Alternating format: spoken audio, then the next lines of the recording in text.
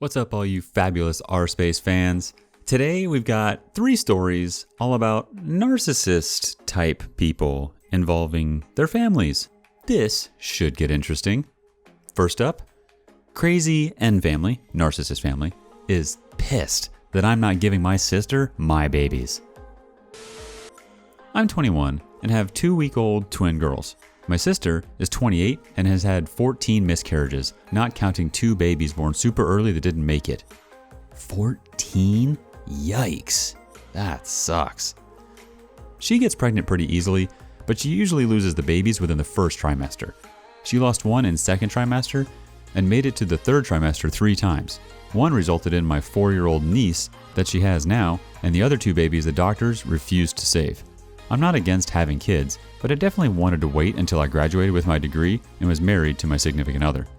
From the start, my N mom says I should give my babies to my sister since she deserves it more than I do. N sister, who was never really an N before this incident, completely agrees. I tell them hell no, and N mom calls me a selfish B word.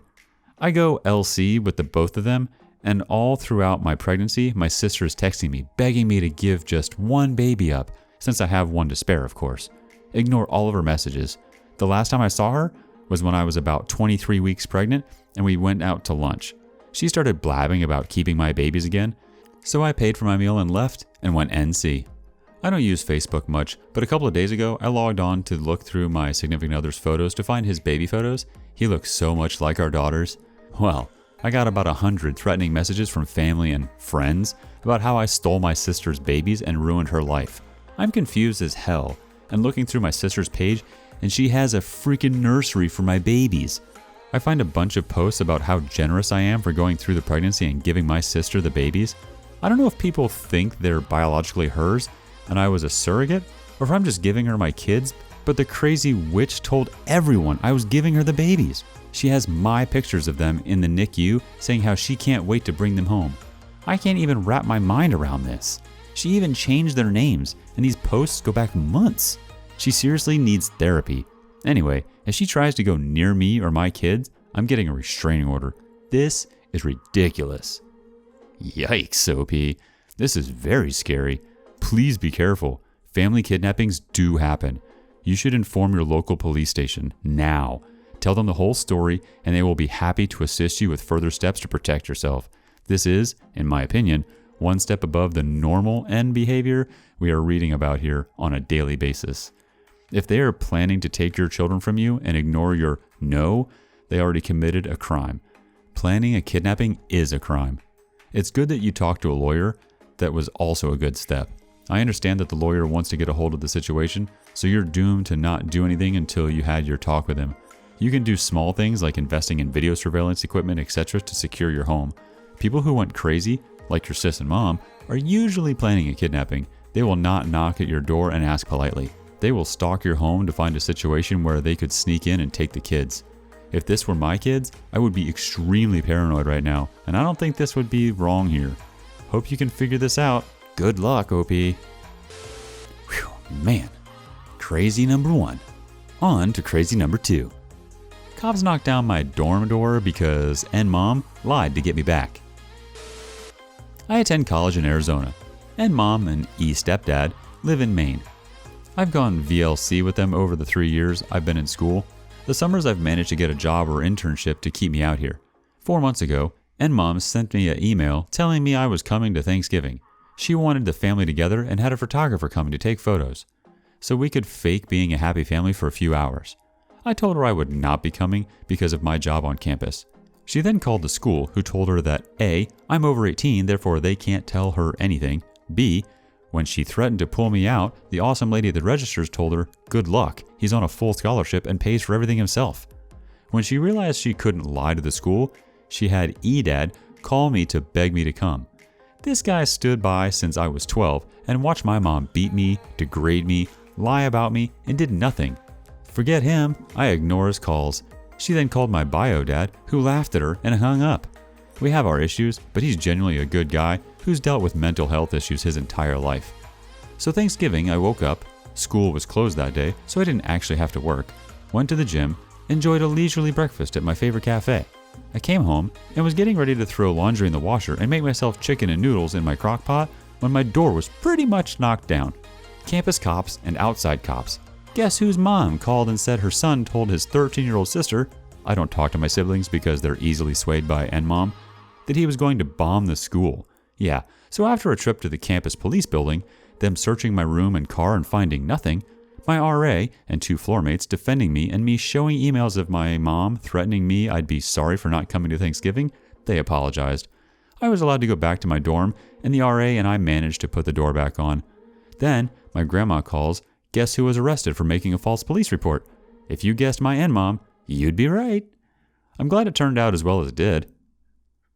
At this point, I'd be talking to an attorney about 1. Getting a restraining order, 2. Sending her a cease and desist letter, 3.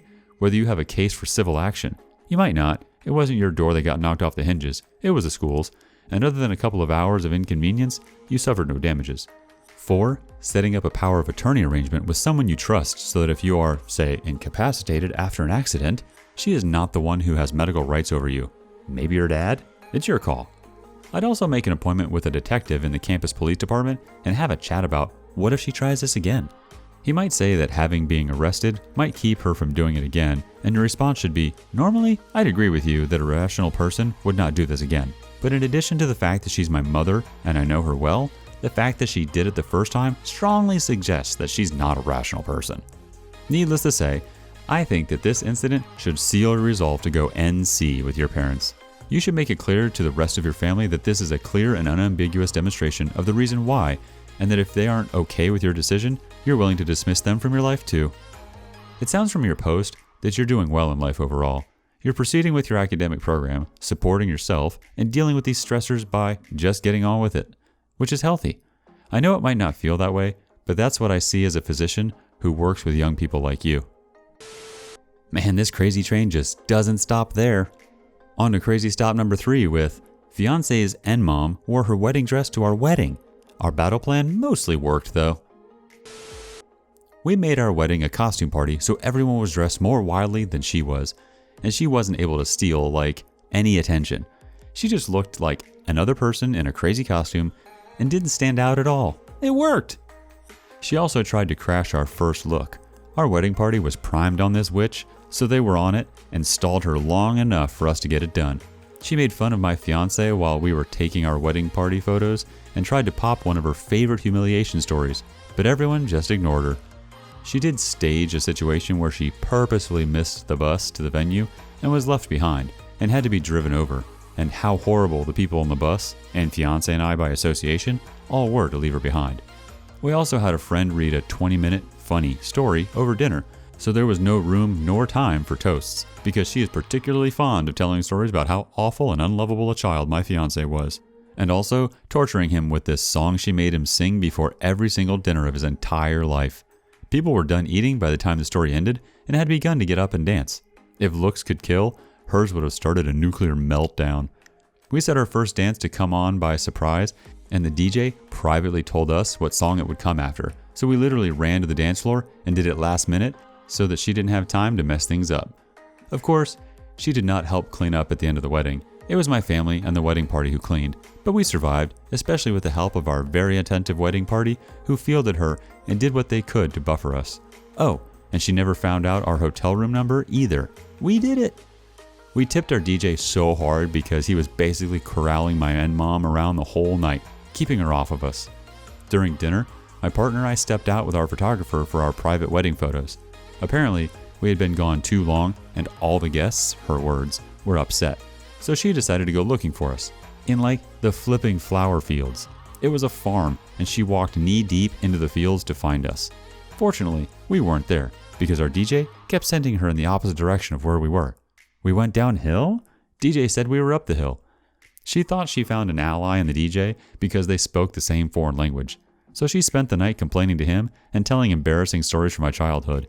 He nodded and dealt with it, but in actuality, he used this perceived alliance to protect us from her the whole night. She wanted so badly for the DJ to side with her, to agree that I was spoiled and bossy and wanting my wedding my way. She wanted him to change the playlist we put together because it wasn't insert foreign language enough. He said, yep, he'd try to fit it in, and never did. Oops! We gave the DJ like $200 extra in tip on top of 20%. At one point, my partner and I were doing table visits. We knew she'd probably be nasty to us, but we decided it would be right to visit her. We came up to offer a hello. She turned away in her seat and said something like, "I can't believe you did your wedding this way. You should be embarrassed. Everyone is going to go home out of boredom." But I was ready for that. So was my partner. We shrugged and moved on to the next guest, while she sat there with her arms crossed, huffing and puffing. You know those pretty wedding photos where mom is supposed to help you get dressed for your big day? Our dad is there. Adjusting your tie? Yeah, that wasn't a priority for her. She skipped that special moment because she was sneaking into the venue kitchen to hide desserts. We told her the desserts were all set for weeks before the wedding, but she insisted on bringing her own, saying we didn't know what we were doing and she knew what guests really wanted. A lot of it was related to the foreign country our family is from, everything needing to be culturally proper. So she spent veil and gown time sneaking boxes of dessert from the trunk of her car to the venue kitchen. After the wedding, we ended up having like 200 too many dessert cakes. People ate our cupcakes mostly. Her stuff was mostly donated. My wedding photos came back a few months later, and they capture the veil moment with my friends buttoning my dress and my loving mother-in-law attaching my veil. The people who really loved me in the right way were there. She was full-on N mom all day, all night. My advice to people with N parents is to try to keep your expectations low.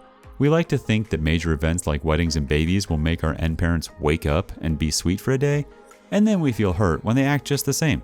Keep the expectations low. If you're getting married, I can't urge you enough to tell your vendors about your N parents. See if they've handled it before. Many have seen the absolute worst of parents come out. Some of them are total pros at navigating the issues, and they'll be your greatest teammate all night. I can't believe stuff like this actually happens. You could honestly make this whole night into a movie, and I'd gladly watch. You guys were so clever about predicting and denying every opportunity she might have to ruin the moment. How can the mom be so blissfully unaware of how ridiculous her actions are? I hope at the end of the night, she learned a thing or two about her personality. But then again, she probably just played the victim card. Anyway, you have a beautiful group of friends. I would send them all a letter or card of thanks for helping and what it meant to you to have a special day. A lot of friends don't understand what having an N is like, let alone going to bat to protect you. Truly, they sound like wonderful people who would have done it anyway, but it is always nice when the world is a more kind and understanding place. Congrats on the wedding!